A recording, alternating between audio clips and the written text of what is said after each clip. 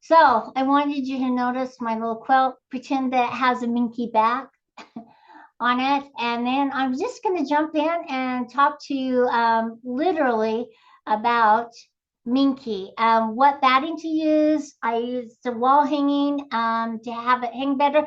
So, like we said, think about the quilt and who's going to be using it. And then you can decide kind of what batting you want to use, or if you want to use the batting. Baby quilts, you want it to be soft and pliable. And you don't I want you to think about the shrinkage as well. Because if you have a piece top and you're washing it all the time, it may shrink a little more than the minky and the batting. So think about that. And then for larger quilts, if you don't want them as heavy, think about using flannel as your batting as well. That's one of those little resources that I learned when I first started quilting and hand quilting, that you could use flannel as the batting, and it really does help with the stitching, and it makes it soft and a little more pliable. So, and then for your minky, wash it on a gentle cycle with cold water if you have the backing, and dry at a low heat for about 10 minutes, and then hang it to dry. Those are suggestions from the Minky people themselves. So I'm going to jump in and you'll see my distorted face. So we're going to talk about batting. To use a batting or not to use a batting, okay? Well, I'm going to use the batting on this. But with Minky, because it's so thick and it can become really stiff, you may not want to use one. Okay, it's your choice. Okay, if you want it more pliable, I wouldn't use anything.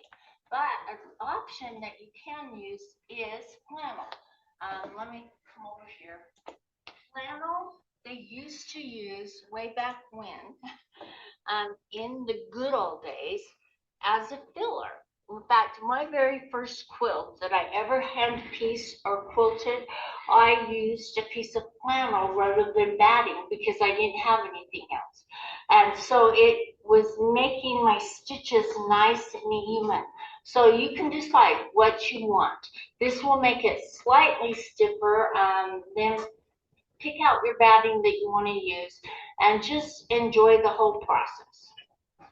All right, so I'm going to go to the next little screen where I'm going to talk a little bit more about how to attach the Minky to your frame.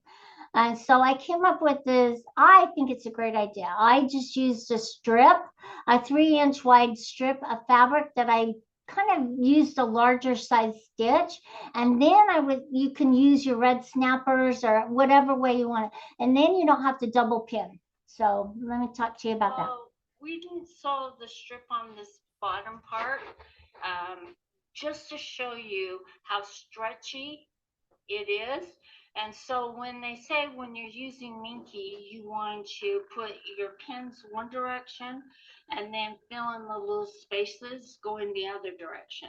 So that was a way of showing you how important it is. Just that little strip of fabric that you want to throw away after, just call it good. Okay? Yeah, so sew a strip across it, and then you don't have to use as many pins, and it's going to pull and roll more evenly and straight, and it's not going to have the stretch. So I have the selvage on the sides, so it doesn't stretch on the sides as much. So the selvage edges are really important, and we'll get to some more tips using Minky later on. All right, so here's my next one. Got my backing on, and I want you to see how evenly it will pull as I'm quilting. Okay, so I'm going to roll it so it's just right here on the edge. Sometimes we don't roll our quilts far enough to set our safe area. So I wanted to show you that. Roll your quilt to set your safe area. And now I'm going to put my top right down in this area right here because I want to leave some of this showing. All right, I'm going to just keep on going to my videos. So I want you to notice how much wider my Minky is than my top.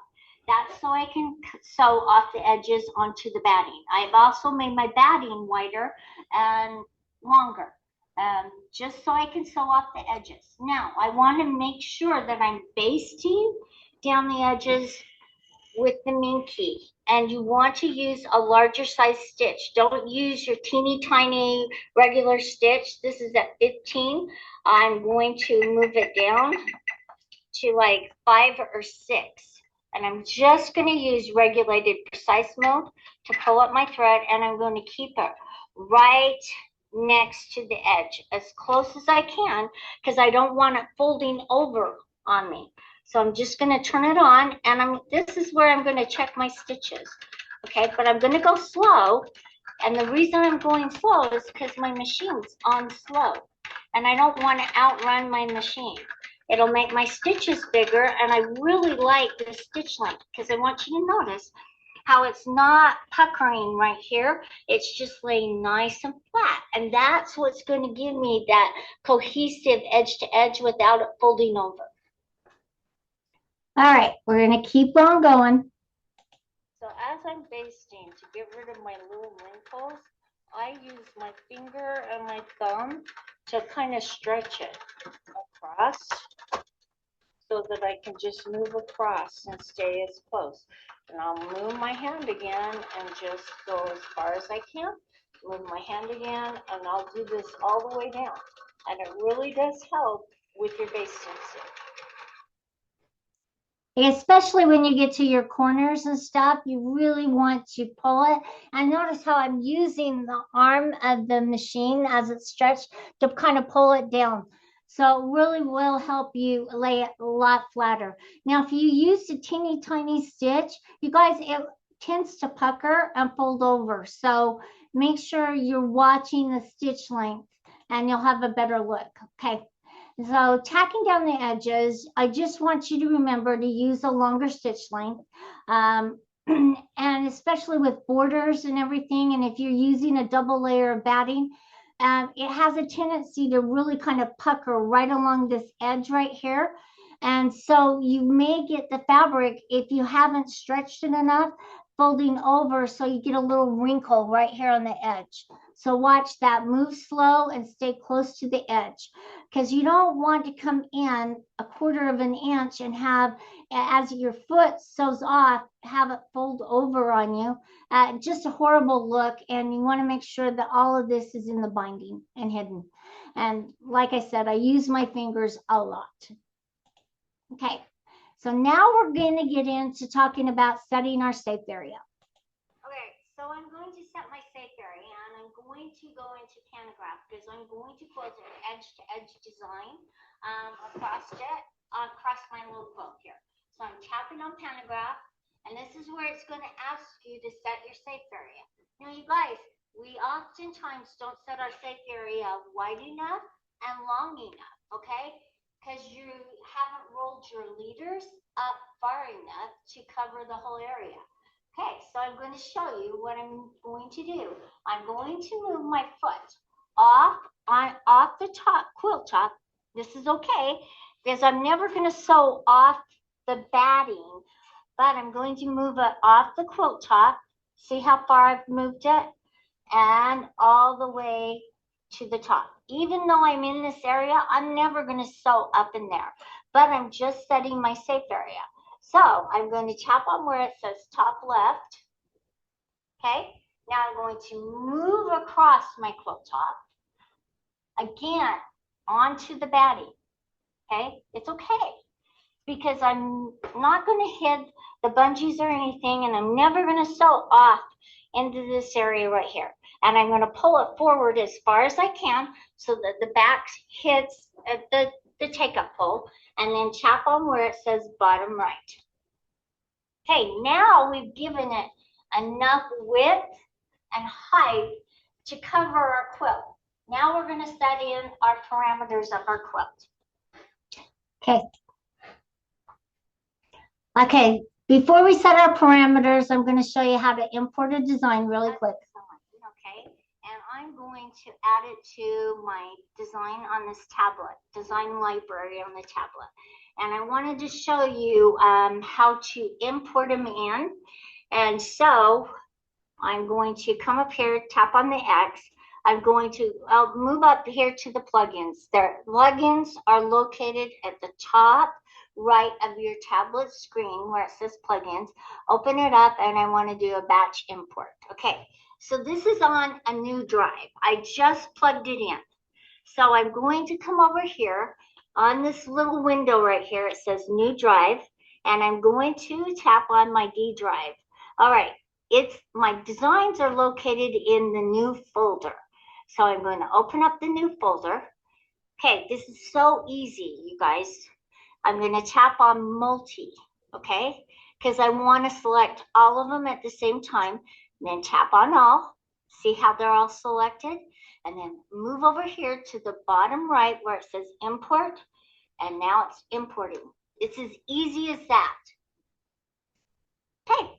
Then tap on OK. And it asks me if I want to import any more. I'm just going to say no. And now it's going to close it up. Now I can go in and select my design. So I'm going to move over, select pattern right here. And then I'm going to come up here to my patterns file folder and then find my batch file. That's the one that houses or locates your new designs in the batch. Double tap to open. And now I can scroll down and find the design that I want. And it's over here called snowflakes. To my next one, okay?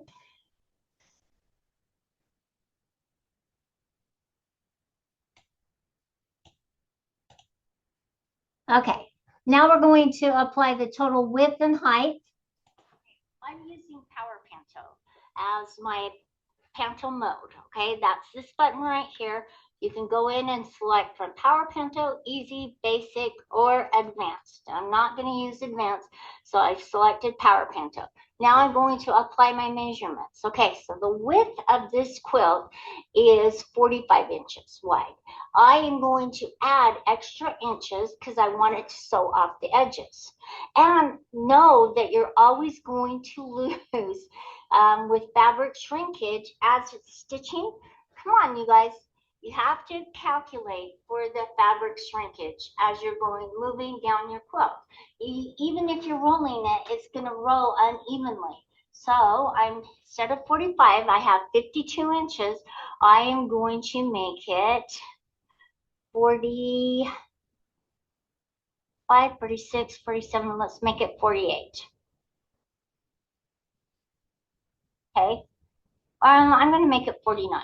Okay. Because that gives me 2 inches on each side. And that should be enough. Okay. And the height of it is 57. Right.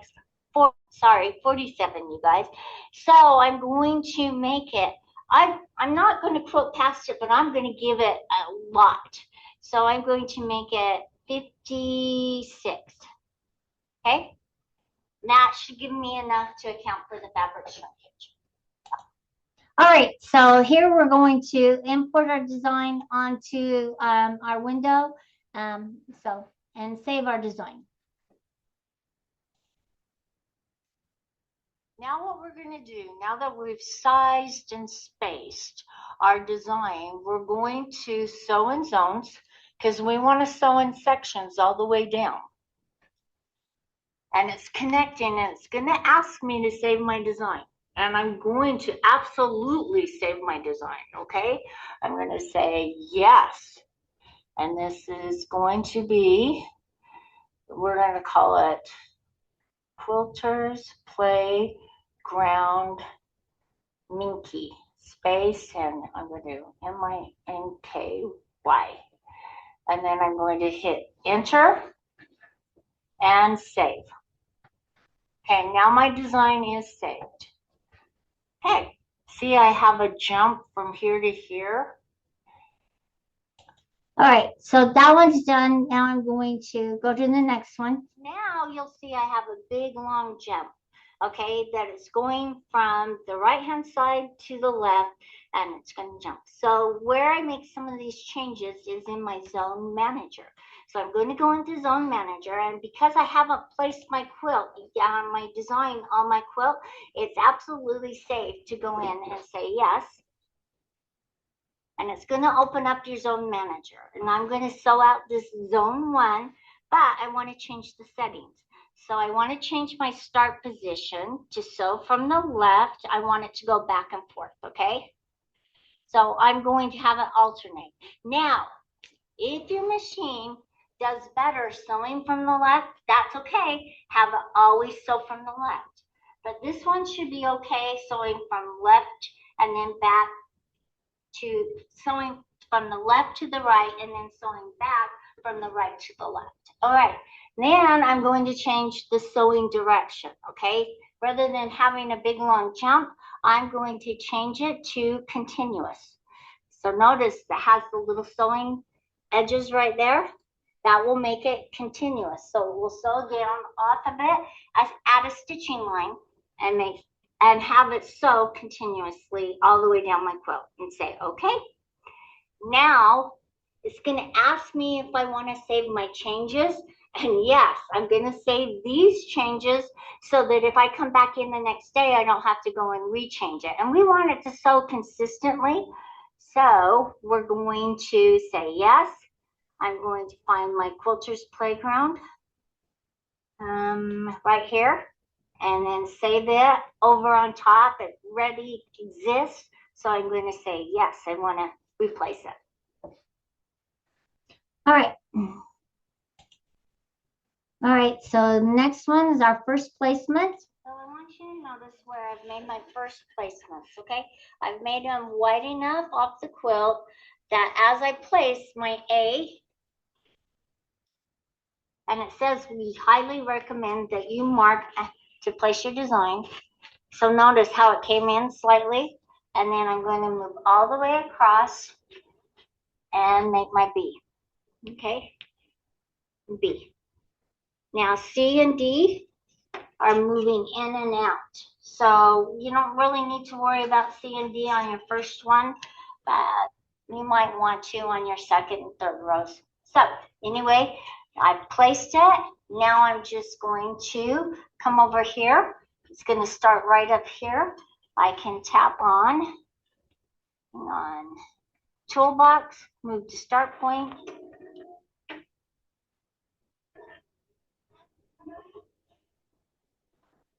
See how it's moving up and off my quilt? I'm never going to sew off the batting. And I release the carriage. I'm going to, I don't want to use pull bobbin. I'm just going to use my single stitch and pull up my threads. And then I'm going to hold on to them as I start stitching. Okay. Going to make a tie-off stitch. After it makes the tie-off stitch, I can cut my threads. Let's do its thing.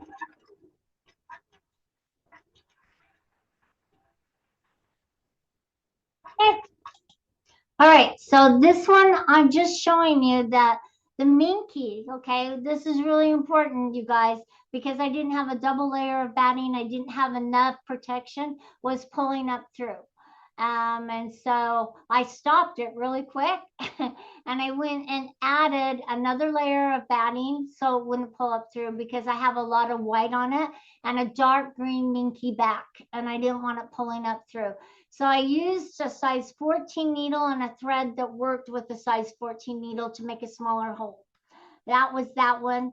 And now we're running out of time. So this one, I wanted to show you how to mark the next zone when it comes to the end. Right, so I quilted my first zone, all right?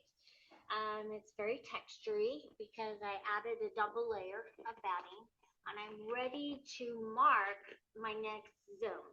So you'll see, notice on the screen how it says, have you completed, cutting your threads and everything.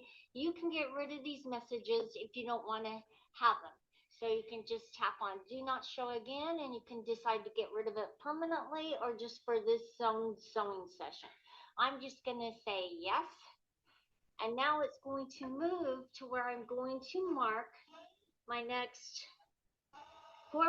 section. Notice I haven't rolled my quilt yet, okay?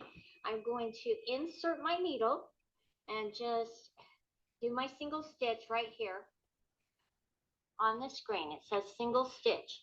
So it went in And as it's moving and as it pulls the thread out, I am going to mark. Now I'm going to say next mark, and it's going to move across. So notice where the thread's coming out, right there. That's where I'm marking. And I didn't mark on my thread, but I marked on my batting because I can't, because I'm going to cut that off. I didn't want it to drag my marker across my white. So it's coming over here. I'm going to tap on my single stitch one more time. Okay, so it's inserted the thread. So look, it says done, and I can tap on continue. And it's going to say, have you made sure that all your markers, if you had a hoop frame, you would probably have several more to mark. So make sure that you're marking all of your little marks because they'll help you line up your next zone. And I'm going to say yes. And I'm going to say okay because it's telling me the machine's going to move to where I'm going to roll. I'm just going to wait till the thread comes out right there and mark. All right. So now it's pulled it back, and it should pull it back pretty close because I've had some fabric shrinkage to where you originally placed your first mark. I could say, okay, okay. And now I can unclamp my quilt and roll it till this mark right here is underneath the foot. Now this is an approximation, okay? It's not, doesn't have to be exact. So I'm going to roll it, and I'll show you what it looks like, and then we're going to tack down our edges. All right, so we're going to roll our quilt. So I'm rolling my quilt up right now to where, but notice how my machine is clear back where it's hitting the pole. So I'm just going to roll it up slightly, and then I'm going to roll it this way. And I might have to readjust. Let's just make sure it's all nice and smooth, and then I can hit and see as it's moving back because it's going to quilt in this area. Okay, so that seems to be really good. And see how and then when I mark, I'll be okay. So I'm just going to smooth it out, and then I'm going to tack down my edges. I'm going to change my stitch length. I'm going to release my sewing machine, okay. I'm not going to use a basting stitch. I'm just going to release my machine because I haven't placed my design. So I'm going to go into my toolbox right here and release my sewing machine. Okay, now it says I have manual control. Notice that my screen on my machine changed. It changed, so now I can use the settings. I can change this to be 5 or 4. I'll do it 5. And now I can bring up my thread and tack down my sides.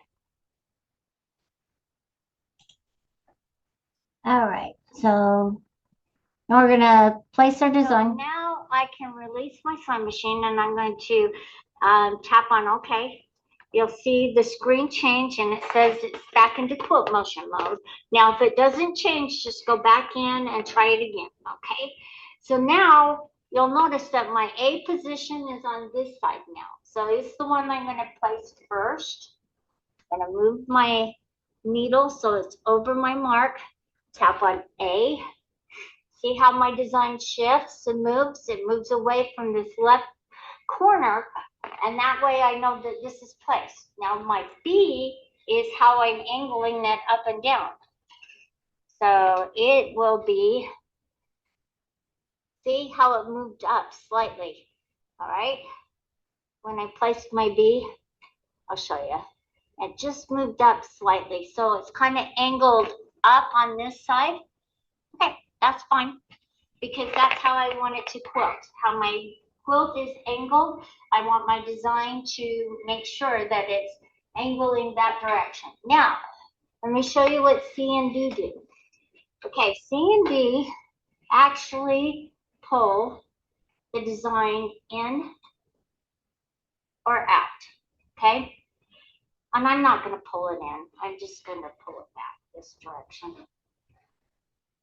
See how it pulls it in on the side? Notice it's going to get in the way of my bungee.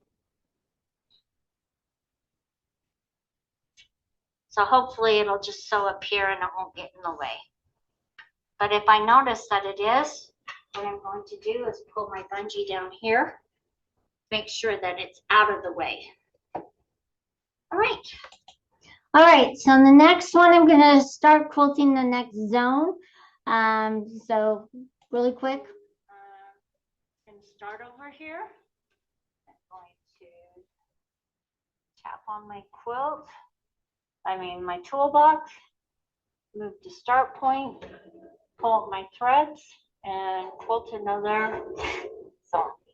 And you'll do the same process all the way down. All right, so we'll just pull up our threads and tap on and tap on sew. I'll just hang on to these while it ties up the stitch. All right, you guys, we're almost done. Okay, so this is the quilt quilted, and this is the back of it. So I went and I got, and I'll explain it to you. So you can see my sewing line as it's going all the way down. This is where I tapped it, and this is where I'm going to be cutting. So I got my 3-inch wide painter's tape.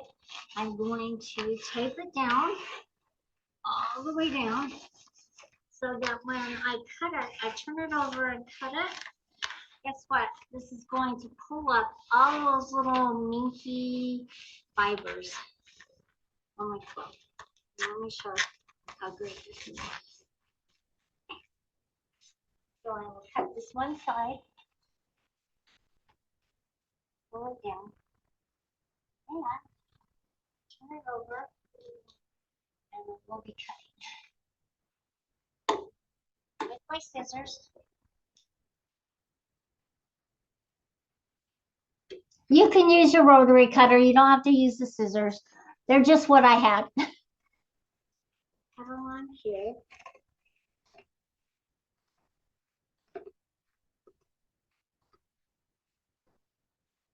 And these were great scissors, you guys.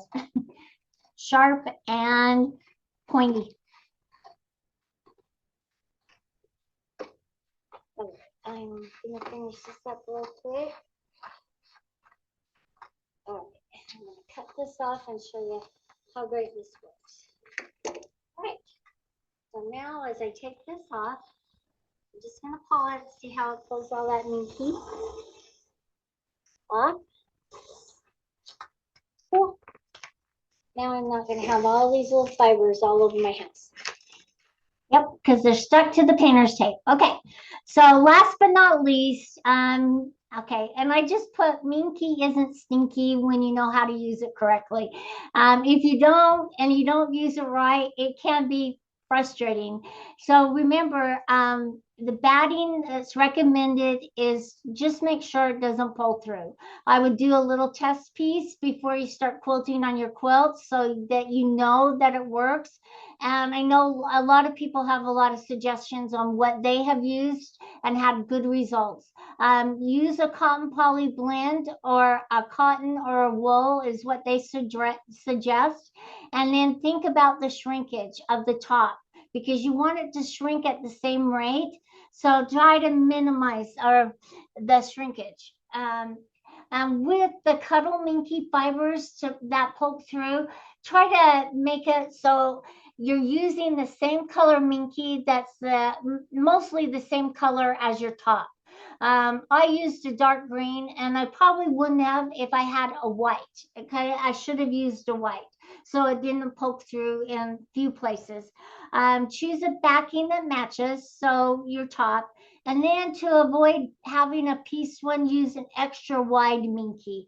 That will really help when it comes to the stretch and the pull on it. But if you have to, make sure that the seams of the piece backing run horizontally. That's what they suggest.